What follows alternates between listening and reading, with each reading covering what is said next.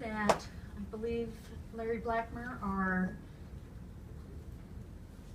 capstone speaker, instead of a keynote address for this conference, we arranged to have a capstone, a address to cap off our conference that I hope you have found interesting, enlightening, fun, exhausting, but worthwhile. And Larry Blackmer is the Vice President for Education for the North American Division of the Seventh-day Adventist Church, and he will be speaking to us about the Adventist Learning Community, a vision for the future.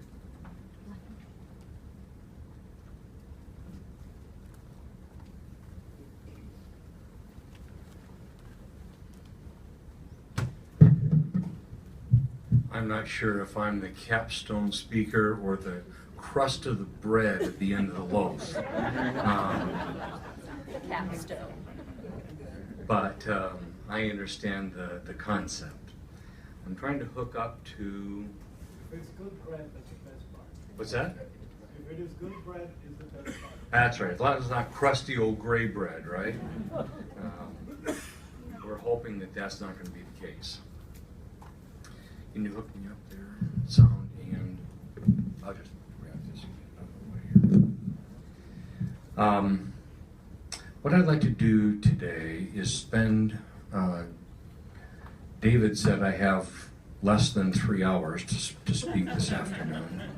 And so I promise I'll take less than 3 hours. That's a promise.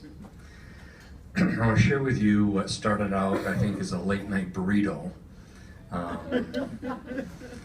And I would lay awake at night thinking about this issue. That was about 6 or 7 years ago.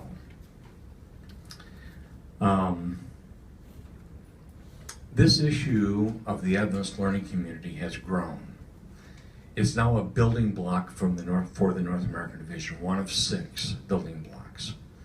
And I was hoping we could connect here, but there's enough people on the internet right now, in this room and others, that it's not letting me in.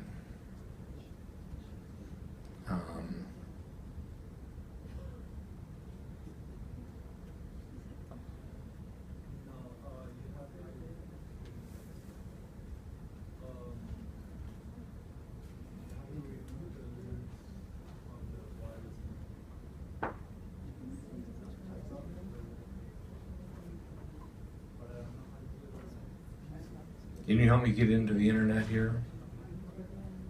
Are you on the SDA gas? Yeah, I tried that and it just spun and spun and spun.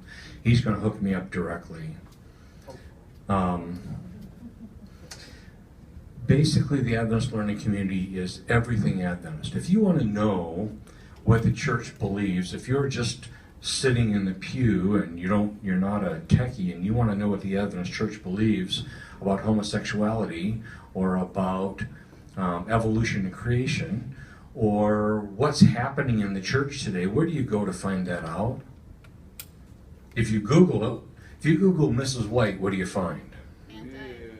Yeah, you know what you find. If you Google Seventh-day Adventist Church and homosexuality, what do you find? Junk. Now, there's great resources such as Spectrum. Spectrum, I will tell you, has a point of view. There's not always the same point of view that is held on 3rd floor of the General Conference office. Is that a fair statement? I'm not throwing stones at either, but their points of view are different. And so if you go to Spectrum and look at homosexuality or something like that, you're going to see something different than, thank you very much. You're going to see something different than you will if you go to the North American Division of the General Conference website and you look up, if you know how to get to the General Conference website and you Google or search within that website for homosexuality and what the church believes, you'll come up with the official statement.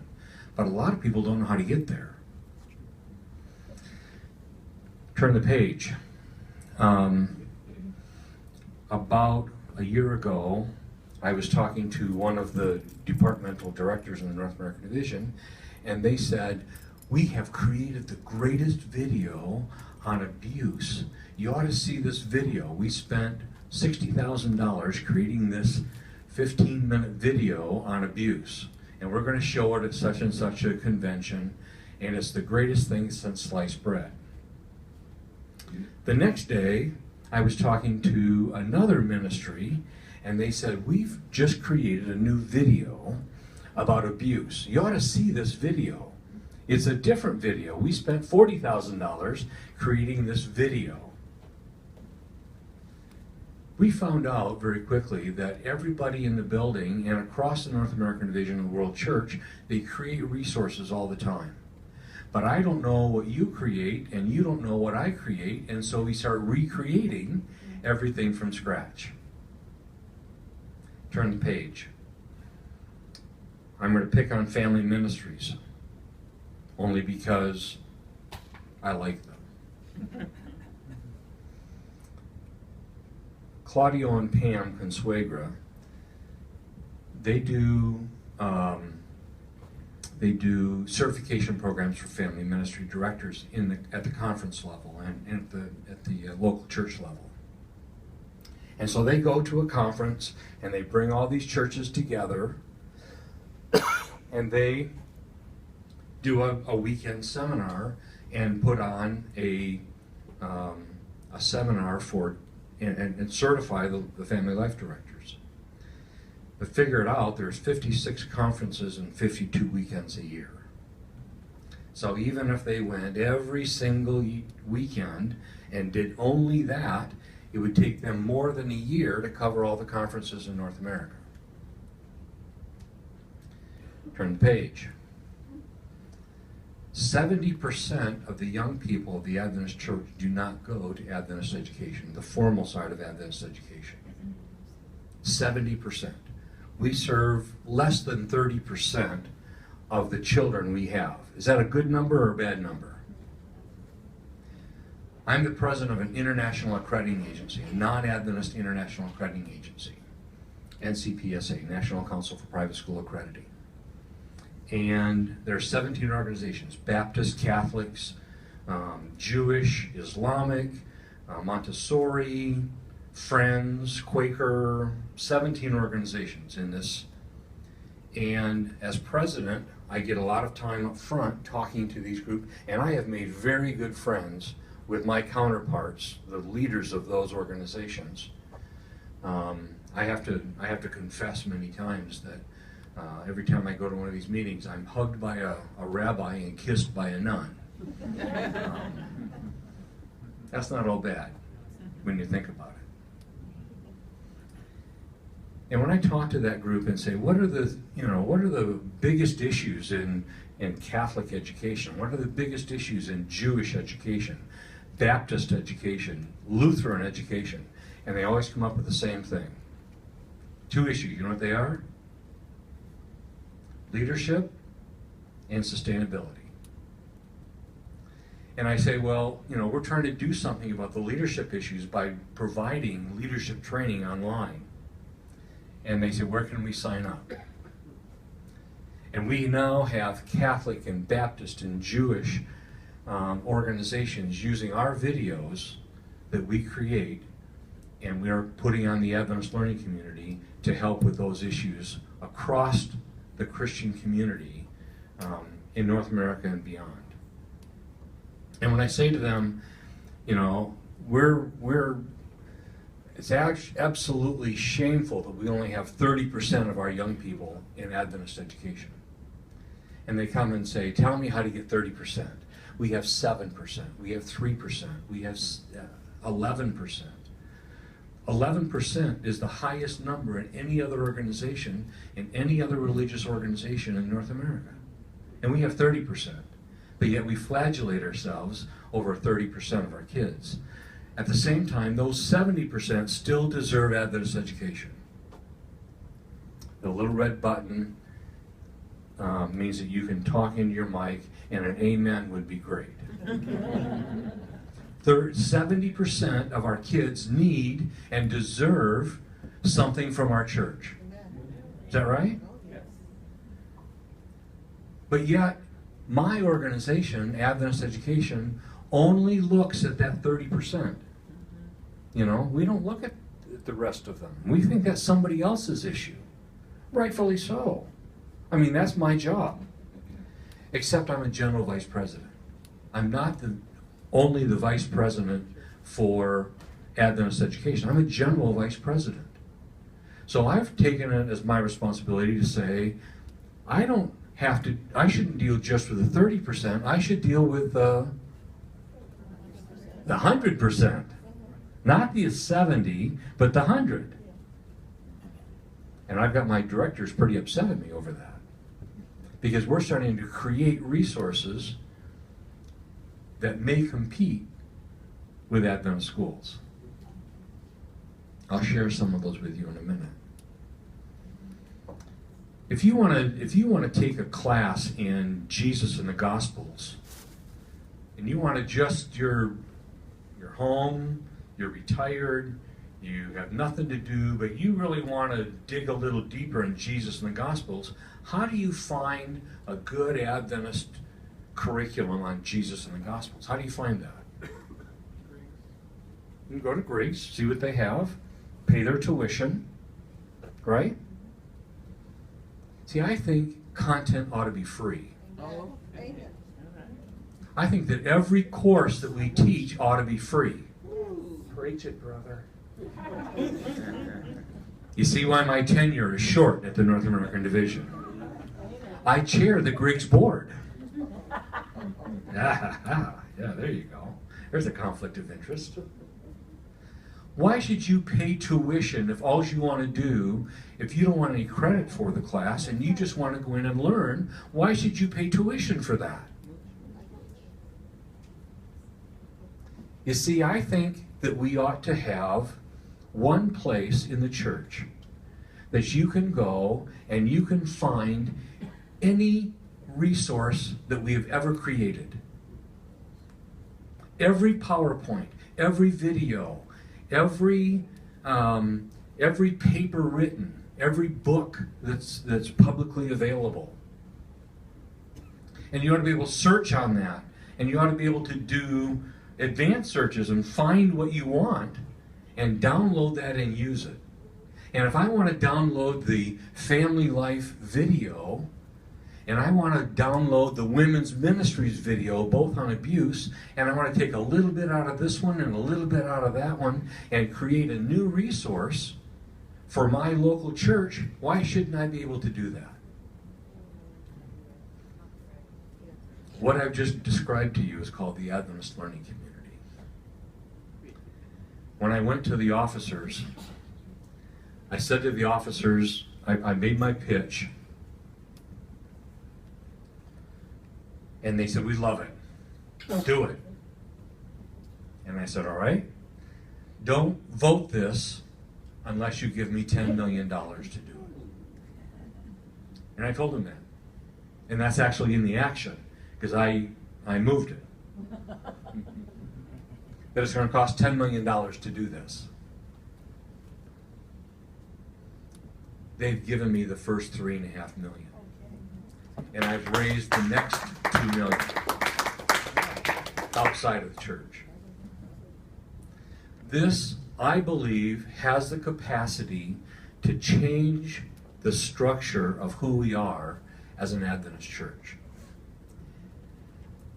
I appreciate David and Merlin Burt and the White Estate.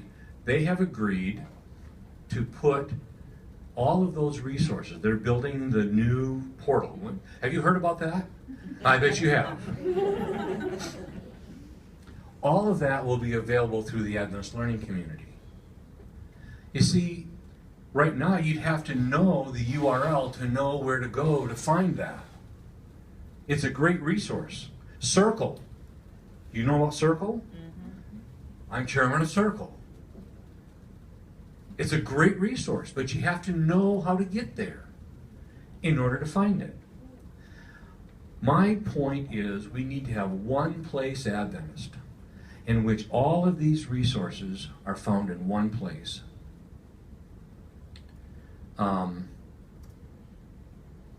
So they voted this as one of the building blocks. And I went out and started looking for someone. Once in a while I get busy. I travel about 260 days a year on the road, and I'm not always here to deal with issues. I needed someone to operate, to run the Adventist Learning Community. The young man that I heard about just finished his PhD at American University, cum laude. Finished his top of his class at Harvard with a master's degree. Top of his class at Andrews. And I called him up out of the blue. He was here in the Washington, D.C. area at the time. And I says, come talk to me. And I said, what are your plans for the future? He says, I'm going to be a history professor. I just spent my whole life, all 30 years of it, getting ready to be a history professor. And I have 5 jobs that have been offered to me, all over $100,000 each. And I said, well, let me tell you a story. And I talked to him about the Adventist Learning Community. And he walked out of my office, the director of the Adventist Learning Community. Dr. Adam Fenner, some of you may know Dr. Adam Fenner from Andrews, is you're going to meet him here in a few minutes. He's a great guy. A 30-year-old that has taught me an awful lot in the last year. He has developed, and I'm going to take about 10 minutes and show you a number of clips about the Adventist Learning Community.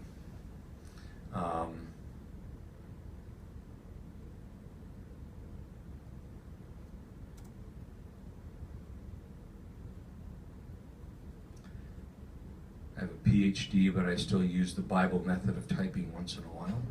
Seek and ye shall find.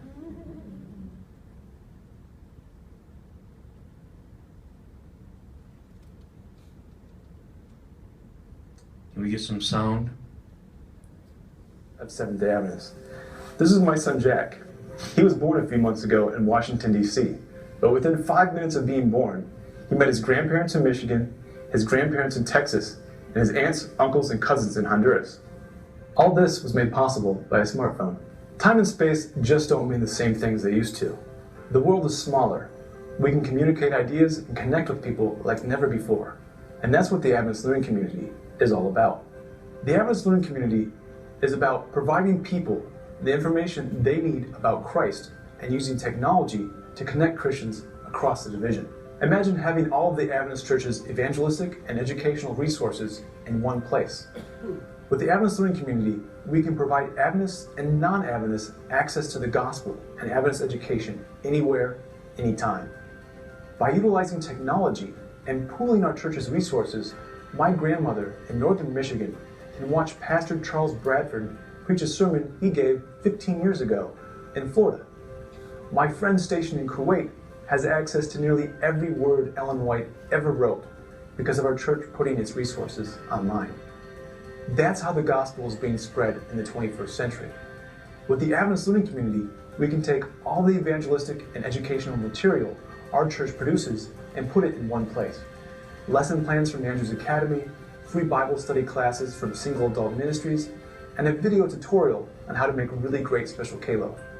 And because all of these resources will be in one place, they can be cross-referenced, keyword searched, and even suggested to those visiting the website.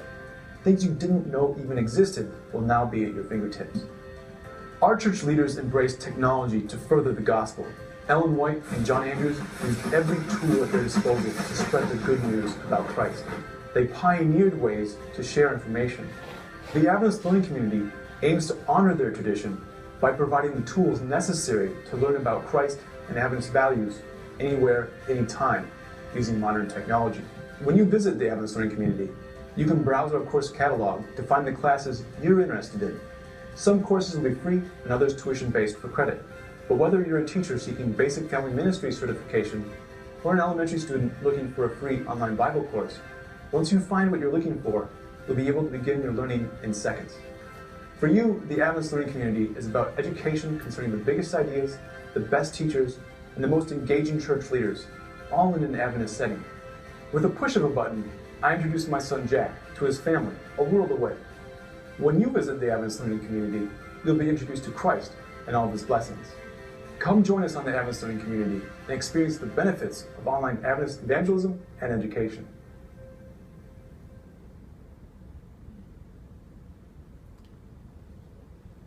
All of his videos are that quality.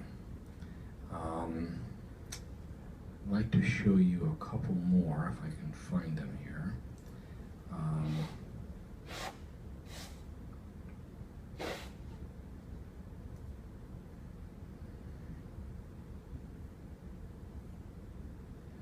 We can do, here's a segment that done by one of the family life people. I won't show all of it, I'll just show a little bit.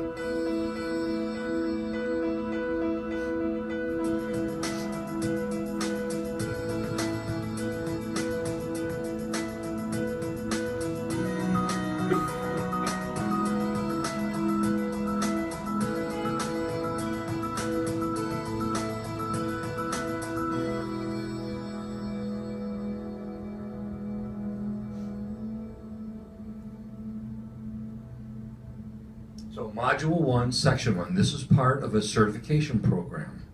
And so this would be just one Family part. Ministries is a ministry of grace which acknowledges as normative the biblical teachings related to family and holds high God's ideal for family living. At the same time, it brings an understanding of the brokenness experienced by individuals and families in a fallen world. This module on Biblical Foundations of Family Ministries will look at several aspects of the relationship between the Bible and the work of families. Among other things in this module, you will discover the keys to successful family living as revealed in the Bible, have an introduction to a biblical theology of the family, consider major biblical motifs which serve as pillars for ministry to families. Scripture presents So that's a view of just human one. relationships in a variety. We can also do training, short video training, internet resources. That's, I mean,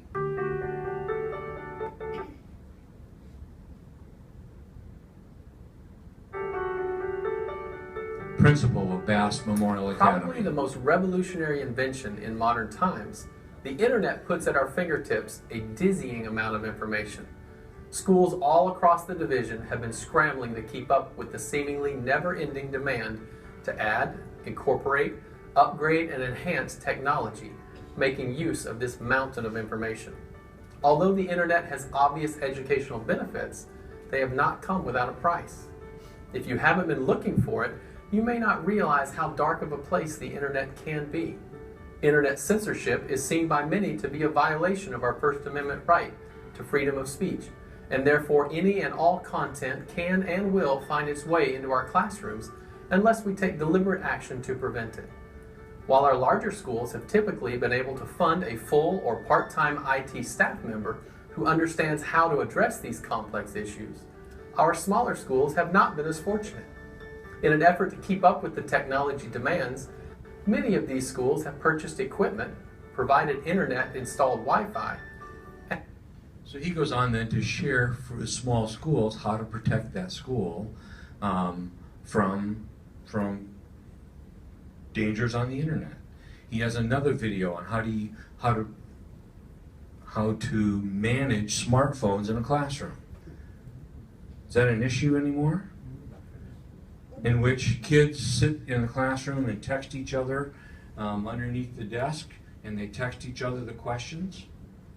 How's it to be a girls' dean in today's world, in which No radios and telephones, you can't talk to them. But now you can text pictures back and forth between one dorm and the next at the blink of an eye. All of these resources are going to be available in one portal. The colleges have bought into this process. I'm going to Southern next week. We're going to begin to build the teacher certification classes and migrate those into the Adventist Learning Community so that you can take a class, if you need to take philosophy of the Adventist education and you live in Texas, it may be taught by somebody at Southern, but you can get Southwestern Adventist University credit for it. Free? $150 for a course. If you want credit, if you want to take it free, you can take it free. But if you want credit, I just finished a degree at Andrews. It was $1,100 a credit. $1,100 a credit. $150 a credit is pretty cheap. And that then goes on your transcript. Let me just plug and say that the other thing that we've done in the North American Division, every school in North America, all 1,000 schools, when a teacher puts a grade in an electronic grade book and pushes the button, it goes into a database at the North American Division. And we roll up all that data. We roll up all of the data, all the demographic information from every student across North America in one database. We have all of the teacher certification in one database, and teachers can go in and see their certification at any time. They don't have to call the union registrar. They can actually see what classes they need in order to be certified. And the colleges can go in and say, I'm in the Columbia Union. How many teachers in my union need the class Bible Methods each year for the next 3 years? And they can then know how many students they need in their, or how many teachers they need in order to teach that over the next 3 years. And if they only have one student every year, then what we've done is built a collaboration between the colleges and universities in which they can say, we're going to grant credit at Washington Adventist University for an online course taught somewhere else. And now we don't have to have a full-time professor to teach those two students. So we're starting to build that collaboration across the division.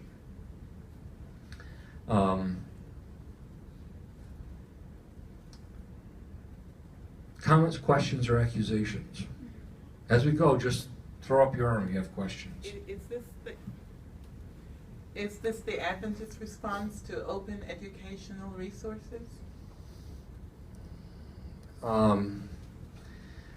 Circle, we've had Circle now I've been chair for 10 years on Circle. So that was our first foray into providing free resources to teachers and collecting all of those resources in one place. This is the next step, in my opinion, in that process. Is it more focused then on higher ed as opposed to K through 12? This is, if I continue with my flip the page, if you're a 68-year-old retiree in northern Michigan at the Escanaba Church, and they've just now appointed you to be treasurer of the church, how do I figure out how to run the church books? How do I figure out what to do and what the protocols are and what software I should use? How do I figure that out? I can call the conference treasurer 12 hours away and have one of the associates drive up to my house or try to talk me through it on the phone, or I can get on the internet, pull up the Adventist Learning Community, and have one of these videos that are created for church treasurers that actually shows the screen and captures all of that using screen capture. You click here and do this and do that, and then through the Adventist Learning Community will be a blog attached to that to that video. And I can now blog with all the other church treasurers in the North American Division and say, I'm using such and such a software and I'm having this problem, and now I have a community to help me with that issue. What about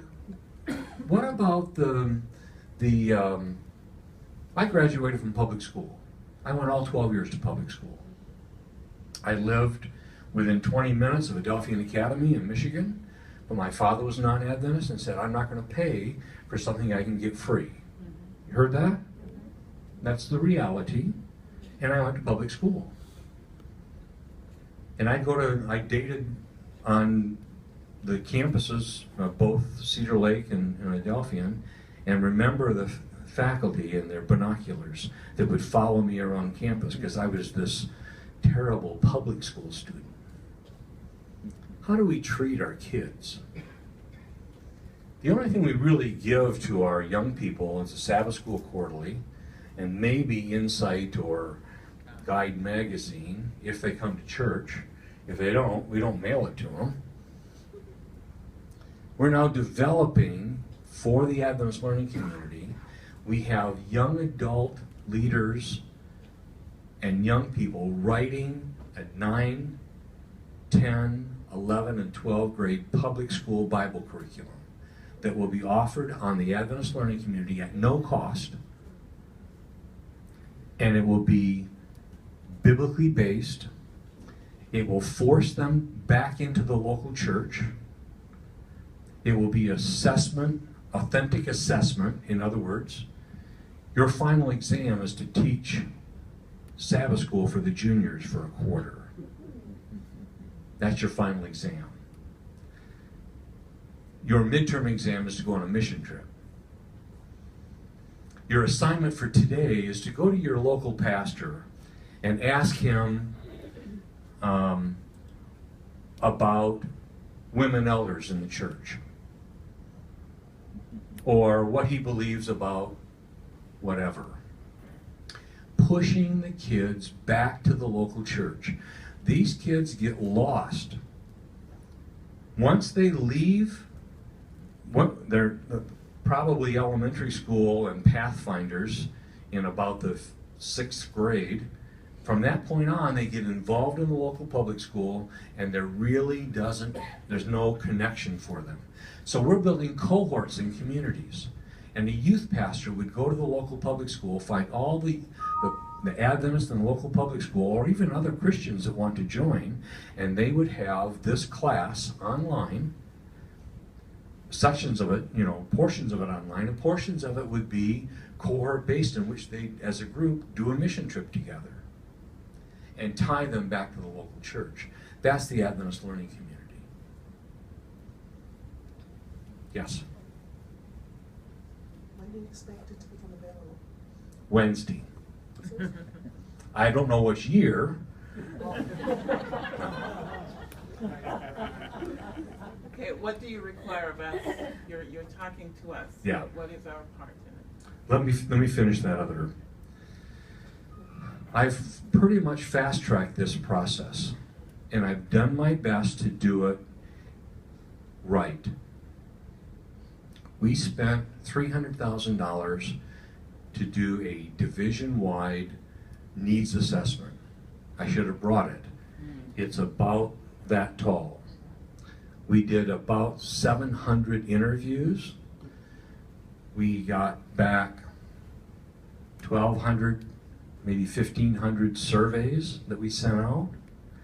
We did focus groups. We did individual interviews. We interviewed homeschool parents. Should the church involve itself in homeschooling? Why not? As Vice President of the North American Division Education Department, I've said publicly in the Adventist Review that the best education should start in the home. And biblically, homeschooling is the biblical model. But in today's world, many families cannot do that. They don't have the resources, they don't have the expertise, They don't have the, both parents are working, so the next best option is Adventist education. But we ought to supply those families that can homeschool their kids, we ought to be supplying them with content and with resources to be able to do that. So we talk to homeschool parents, we talk to academy students, we talk to disenfranchised Adventists. What is it you need from the church? What is it that we can do for you? You're now, what do they call them? Past Venist? Past Venist? Used to be, but no longer are? Is there something that we can do for you in the church? Is there something that you miss from the church that we can provide to you? We talk to pastors, by the way. We've decided in Adventist education, in order to get your pay raises, in order to stay certified as a teacher, you have to take X number of classes every single year in professional development. Is that right? It's a pretty rigorous program. What do you have to do to stay to be a pastor? Fog a mirror? We've decided that every pastor in the North America Division ought to be required to do professional development to keep their ordination. And in order to get their ordination, they ought to be able to be experts in certain areas. In the seminary, there's no classes on stewardship in the seminary. If we forget about stewardship in the Adventist Church, where are we in the future? There are no classes on Adventist education. Well, I should take that back. You have to take either Adventist education or youth ministries. So if you're youth oriented, you take youth ministries, and if you're not youth oriented, you take Adventist education. We ought to make sure that every pastor, what we've decided collectively as a division, is we ought to have a picture of what we want as a pastor. We ought to say, these are the skills, and these are the attributes, and this is what that pastor ought to look like. This is what the teacher ought to look like. The teacher ought to have these skills. They ought to have this, these attributes about themselves in order to be an Adventist teacher. There ought to be standards. Teacher standards and pastor standards that we then try to take the pastor or the teacher from where they are to that standard. And then we can provide the training through the Adventist learning community to get them from where they are to where they need to be. And so that's what we did. And so that document has developed into, we sent out an RFP, a request for proposal, to 9 entities and gave them 3 months, and they came back to us. And I have a large binder like that of all the proposals, and about a month ago we went through those and awarded that contract for $790,000 to build this portal. And then I went out and raised $790,000 to pay for it, because those are numbers that we're not used to in the church. We're not used to paying that kind of money. We have budgets and we get our $30,000, $100,000 budget. But when you start talking about millions of dollars, that's not something we're used to. But there are lots of members in this church that believe in the Advent message. And so it didn't take very long to raise that money. We will have a working prototype. We went 2 ways. Do we do phase 1 deep so that everything is operational by October, or do we do the whole picture, the gestalt, this deep, and maybe 1 or 2 things a little deeper by October? And we decided on the latter. If we're going to roll this out to year-end meetings in 1st of November, I want to show them the gestalt, the big picture of what we're trying to do. It may not have all the bells and whistles done by then, but it will be functional by January 1 of 2015. So it's a fast track. We're really pushing this project. We believe that this is something that's important. Now to your question. Where are the offering plates? I guess I just need your support. I need your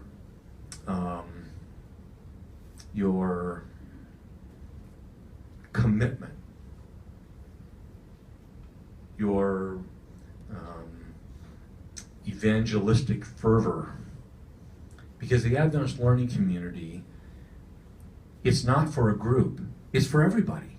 That's why we called it Adventist Learning Community, in which we have blogs and wikis, that we have all the resources that David has, and all the resources that the Ellen White Estate has. We have all the resources of Loma Linda University, and we have all the resources from Griggs. We have all the resources from anybody that wants to do a video. I can show you 24 videos like that, in which people come and they say, how do I get my message out? There's one that I could show you. It's 4 minutes long.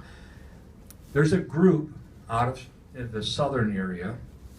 They give scholarships for K-12 students, elementary and secondary, for befriending shut-in families. And if they will go and spend X number of hours with a shut-in, do their laundry, cook them food, mow their lawn, read them a book, they don't have to do anything spectacular. They can just sit and talk. And this foundation will pay them a scholarship to their local Adventist school. Well, how do you get the word out about that? I can show you a video in which the director of that program, would you like to see that? Sure. 3 minutes. See why I said I could be here forever? Right now we have about 40. We have, in the Adventist Learning Community, right now, 3 full-time employees. We have Adam Fenner, the director. We have a full-time tech person that does all these videos. And we have a content developer that's coming online August 1. You know, God is so good. This lady, she is a tenured professor at Humboldt University in Toronto. She does professional development for 30,000 teachers and professionals, nursing and everything across the country of Canada. The #1 professional development director in all of Canada. She happens to be a Seventh-day Adventist. She's making over $110,000 a year, and it's on tenure at the university, and has given all of that up to come and work with the Adventist Learning Community. You know, there are people out there that are committed to the message of the church, and they want to give back to the church. Let me see if I can quickly find this here.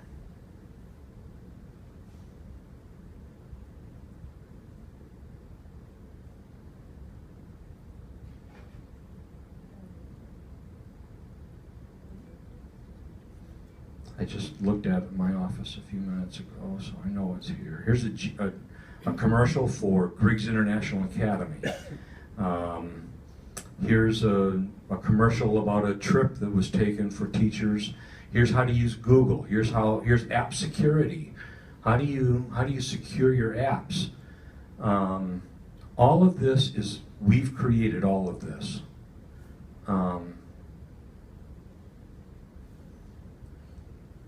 Here's a trailer for a history class.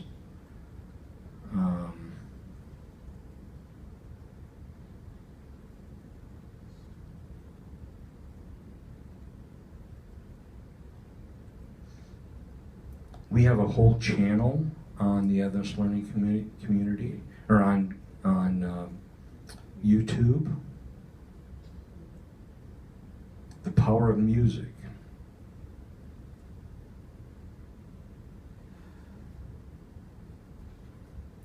Let me see, what is it called? PDF.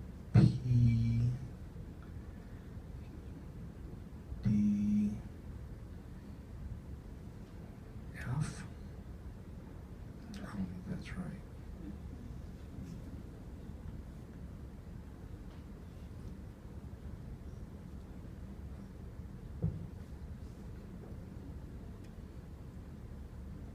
I may not be able to find it here really quick.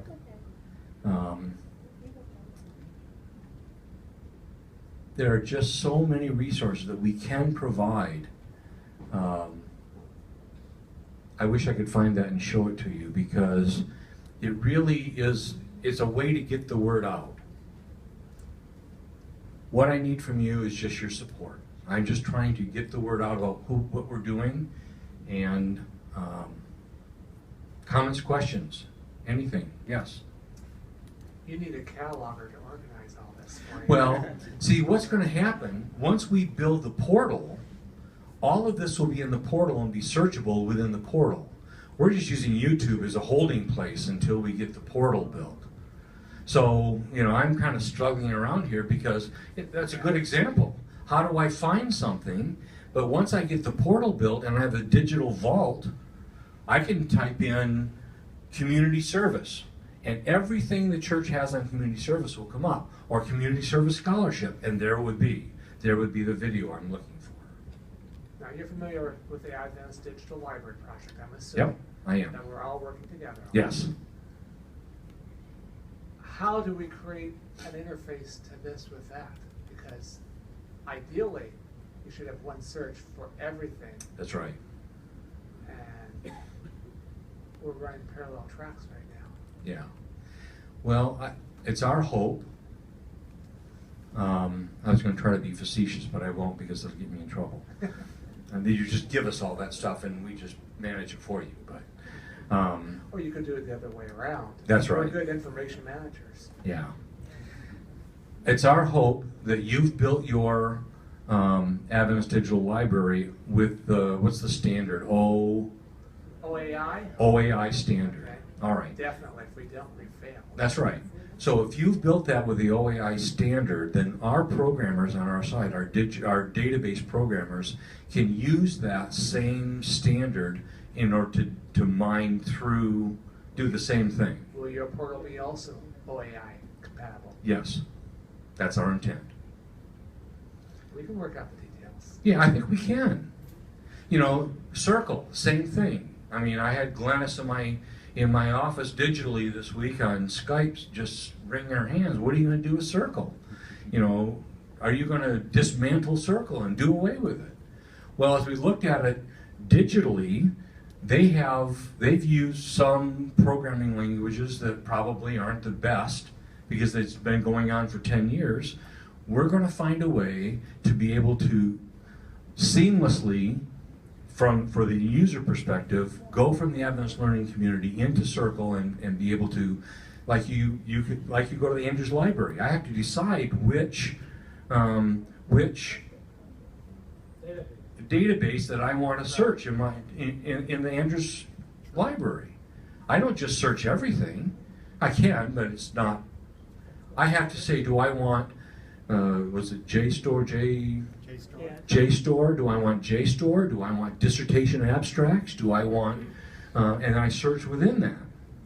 We'll be able to do that. I can search within the Adventist Digital Library.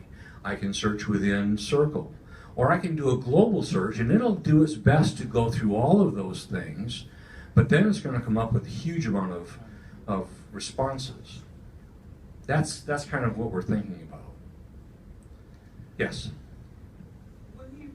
Will you be creating videos for both teachers and pastors about actually how to care for historical records? If somebody here is willing to stand in front of the camera, we will do that. See, that's the whole, you know what those videos cost us to do? How much would you pay to have a video on the value of Adventist education, or, you know, would it cost you money to have that developed?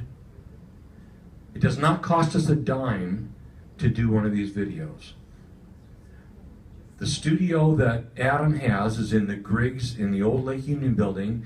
He's using his office, and he pushes all the chairs away and puts up a white screen, and he has his video camera, and all of those were shot in his office. And it did not cost us a dime to do any of those, because we have the full-time staff to do it. Now eventually we're going to have to add staff, but right now we can create this kind of material at little or no cost. And so the only thing that we have is just the amount of time that we need to do it. That's the whole beauty, and that's why we can offer it free on the web. What, for other languages, Mhm. are there going to be content for that? Right now we're focusing on the North American Division, but I've had lots of conversations with the General Conference. There's no reason that this needs to be limited to the North American Division. Circles in 5 languages. We think that we can provide the same services. You can, in that catalog, you click Spanish. Now you can look at all the Spanish or French or Portuguese. It's taken me years and years and years, but I finally feel like I'm bilingual. It's Piquito Español, but I'm finally bilingual. I can speak Canadian, eh? And I speak it pretty well. My wife's Canadian, so I get a lot of practice. I've been practicing. One of our challenges with ADL, you talk about all content being free. We long for that. We're working now with archival records because that's what's copyright free. Right.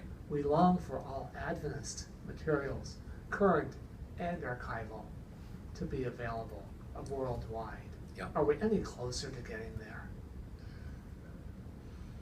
Well,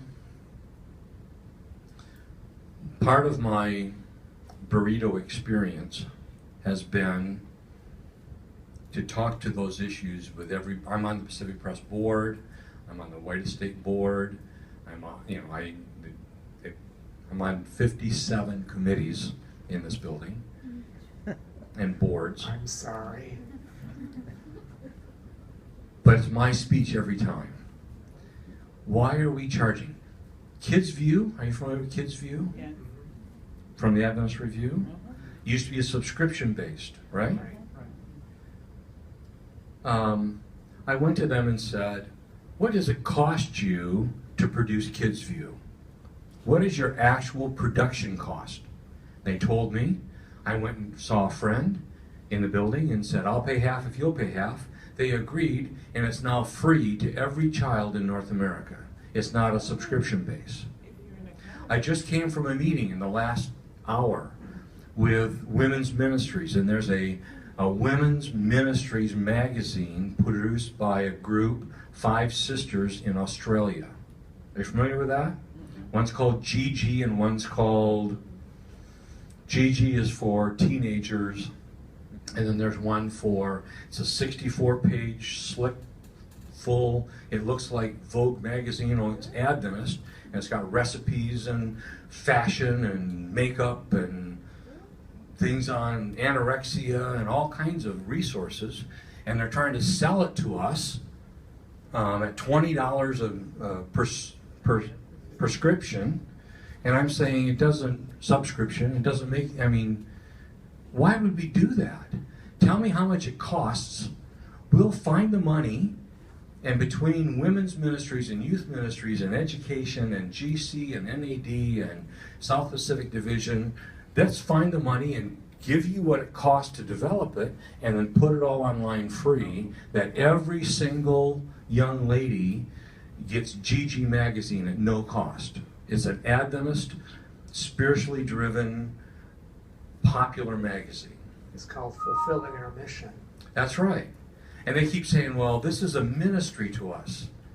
I had someone come to me the other day with a book on, it was the Great Controversy, only it had links all the way through it. Historical links. And so if you talked about the Chaldeans, there was a link, and then something would pop up, and then it would be, pages and pages you could read about the history of that era. And they're trying to sell it to me. And I said, this is a ministry. We're not trying to make money. Just give us $3. Just $3. And I said, well, if I put it online, what would it cost you to do that? And they said, well, man, it costs us $10,000 to do that. And I said, all right, here's $10,000. You give me the rights. I now own it. It's in the Adventist learning community, and every Adventist and non-Adventist around the world can go to a Great Controversy and have searchable links throughout the Great Controversy on historical areas. Those are the kinds of things we're trying to do. Now, is everybody ministry driven? No. Some people write books and they want money out of it. We're never going to get past some of those issues. But yet, in general, if it's a ministry, and we want to say, if this is truly a ministry, then you tell us what it costs you to do your ministry. We'll pay the cost of the ministry and provide it free. Yes, here. I'm just thinking about the long-term effect when something is free. It reminds me of a church member that he stopped attending church because he can watch the sermon on the internet. Mm-hmm. And he was so happy, no need to. But then he said that he reduced his tithe and offering. There's no need to support anymore the church. He said maybe 50% will do. And he can also said, the pastor's not visiting me anyway, he said, and I can ask for counsel. I wonder sometimes when I think it's free for a long term, the quality also sometimes diminishes. Yeah. I see some Wikipedia, for example, and right now Wikipedia is soliciting money this time. I noticed that this donate $5 or $15 per thing to support us. I think free is good, I like it, but then I'm thinking just on the long term on how we can convince our church members to continue supporting the church when the cost is getting lower and lower. If that local church had been meeting the needs of that member, if that local church was important to that local member, then the internet service would not have had very much influence on him. If there was community involved, we're just developing a new Bible curriculum. It's called the Encounter Bible Curriculum. And it's a relationship curriculum. There are no textbooks. No textbooks. And it's how to build a relationship with Jesus Christ. And the teacher is the guide on the side to help a student develop a relationship with Jesus. That's the curriculum. K-12. Yes? As a parent of a child in K through 12, thank you, Heather. I would so love to see a coordination between the Sabbath School Quarterly and the K through 12 Bible curriculum. So they're not learning one memory verse this week for church and a different one for school. Yep. And that the lessons are so different. It would be so nice. I just can't trust those Sabbath school people. You know, they're in a different silo than I'm in. Well, you hear me? That's a reality. We wish that could happen as well. But remember, we only have 30%. 70% don't have that issue. We build a scope and sequence.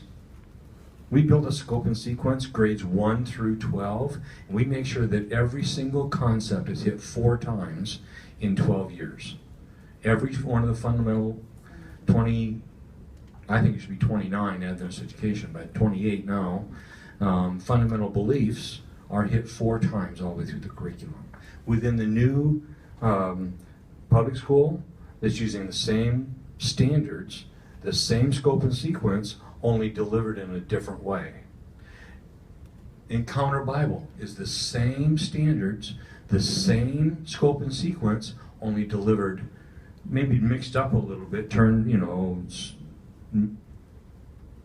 moved around a little bit, but they're all there to make sure that every child gets these concepts at least 4 times through the curriculum. You see, I believe that spirituality is caught, not taught. Spirituality is caught, not taught. I'm a fly fisherman. And I've made the choice, it's taken me years to figure this out, but I've made the choice to not fish in swimming pools. Why? Why don't I fish in swimming pools? Because there's nothing there to catch. And too many times we have teachers in the classroom and pastors in the pulpit that are spiritual swimming pools with nothing to catch. And that person, if there was a living, live, a vibrant church, they would not have left. Providing the free resources is not the problem. We've asked lots of public school students, how much would you pay to take an Adventist Bible class? They're not going to pay anything. If you give it to them free, then they'll maybe, and if they have some of their friends take it, then maybe they'll do it. But they're not going to pay you anything to take this, because they're just, when you ask them what they need, what do they tell you? Nothing. When you ask, if you go to a public school student and say, what can the church do for you that they're not doing now? They're going to say, nothing, I'm just fine. Right? I mean, that's what happens. We ask them. But if we say, if we provided you a free Bible class that would help you to understand what the history of your church and where you came from, and that was free and engaging, would you take it? Oh, absolutely yes. But if you said, would you pay $100 for that? No. Would you pay $50, $25, $10, $5? Well, maybe $5. That's a cup of coffee anymore. But most said no. We'll get a lot more traction if we give it away and then build community around those courses. All right, back here. One of the challenges we face as we teach information literacy, even at the college level, has to do with the algorithms of the search engines. And so we're able to teach around the algorithm of Google because it's fairly straightforward. And so we're able to do that. What algorithms are going to be in place so that the best information for the particular person is going to float to the top instead of being embedded 2,000 hits below? Yeah. We've got all that figured out.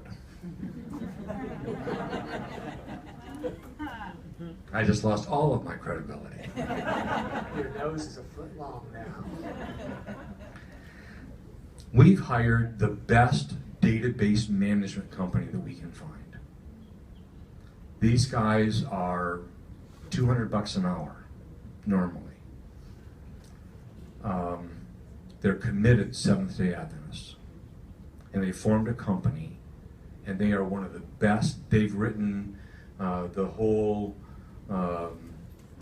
Adventist giving program that you do in your churches. They're now building kiosks in which you can go to in your lobby of your church, and there'll be a Adventist giving kiosk in which you can pay your tithe and offerings. We're going to make it as easy as possible for you to do that. They understand that this is an issue. They really do. We do too. You know, I've been with Circle now 10 years. How do you find? That's the biggest criticism. We know it's there, we just can't find it. So that's gonna be high priority. We're going to look at this from the member in the pew that has no database experience, not from educators that have done this for a lot of years. To me, the key is the page ranking, search engine optimization or whatever. Yeah. So when someone does a search for whatever topic they're interested in, they're going to go to Google, maybe being some of the others. Right. How, same question that Terry had, how are they gonna find this stuff?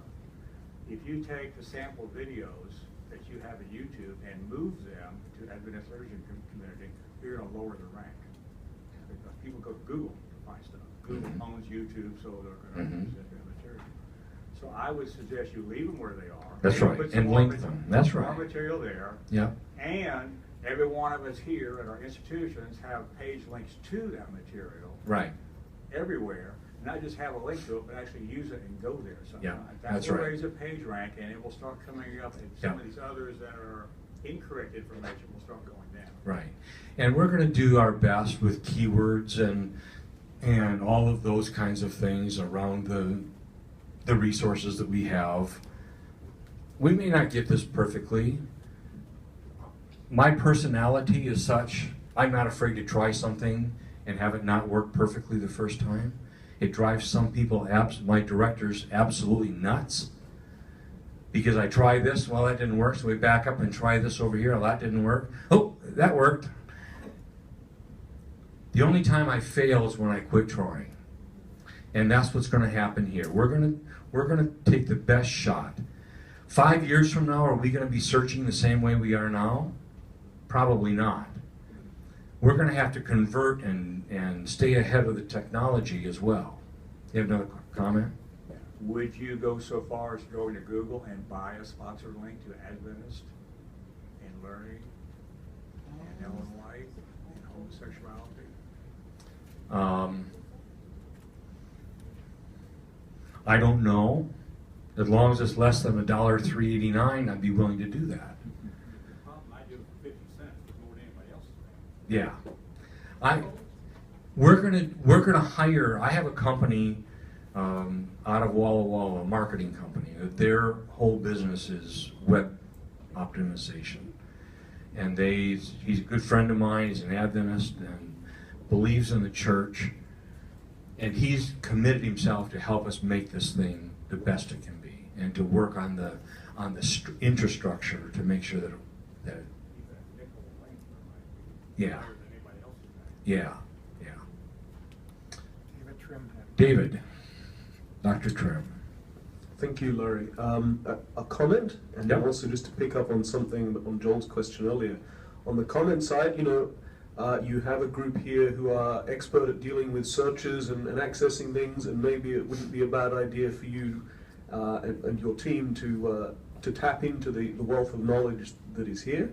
Yep. On Joel's point about how this will fit with the Adventist Digital Library, I think, as you already said, because this is going to be such an extraordinary portal, if one searches across the whole of the Adventist learning community, you're going to get a myriad of hits.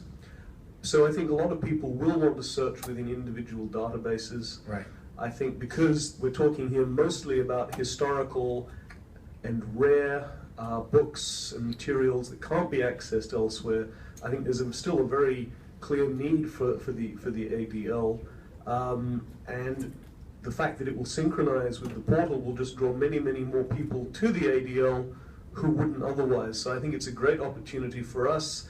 I think it's also a great opportunity because it will bring that wealth of material into the Adventist learning community and hopefully make it that much stronger, because it won't just be contemporary resources, it will be historical as well. So that's how I see the two fitting together. Yeah, absolutely.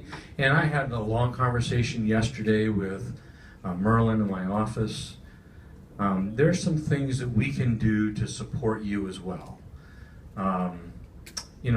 This whole thing that you're building, David, can you put it on a single hard drive?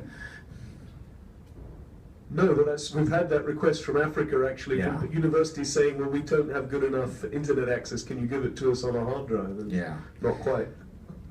Storage is really getting to be a major issue in the world. All of you know that.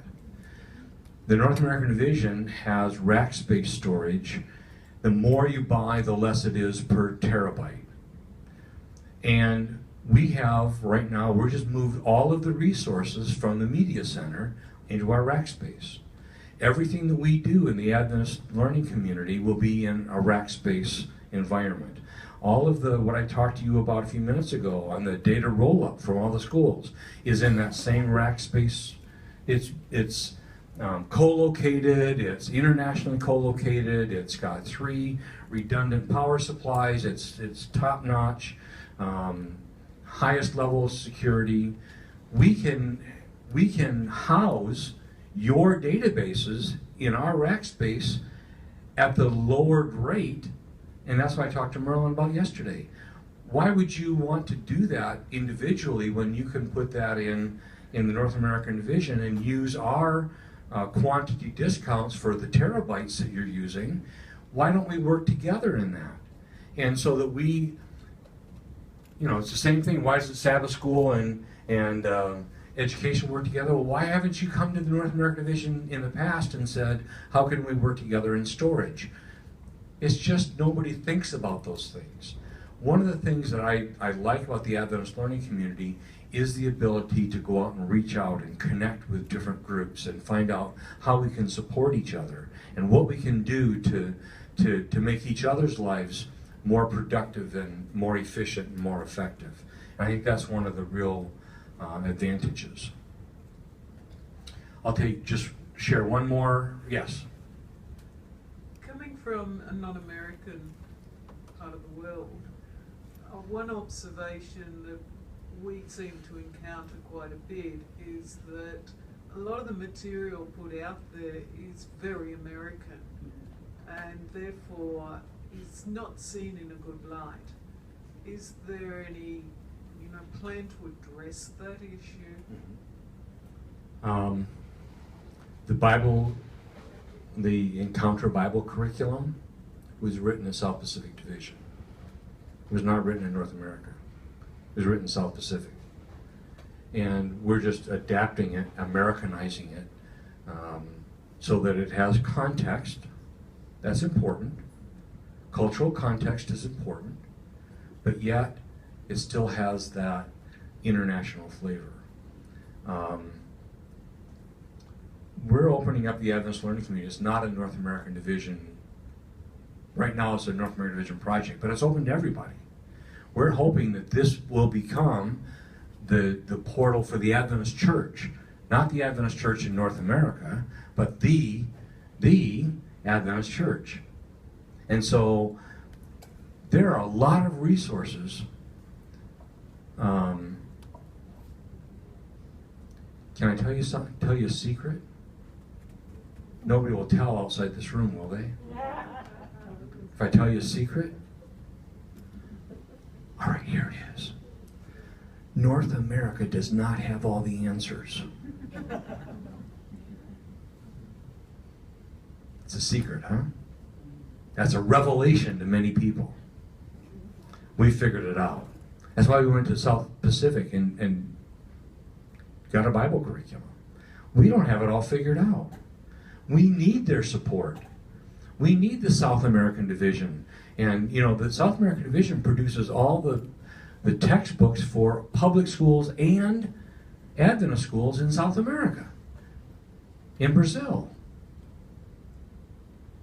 We need the world church to be part of this project. So yes, that's our goal. Multi-language,